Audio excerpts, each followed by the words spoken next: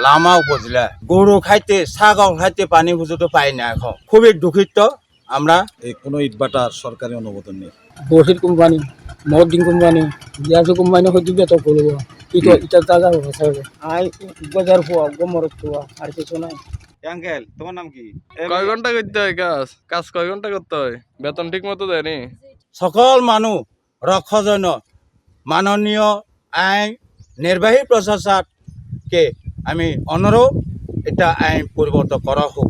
এগুলো এটা পাড়া কাছে ওই যে বেশিরভাগে আমরা এই টিং পাড়া মেও পাড়া মৌমাছি পাড়া শিবতলি পাড়া এই তিনটি বিপি এই এলাকার জন্য খুবই ক্ষতি।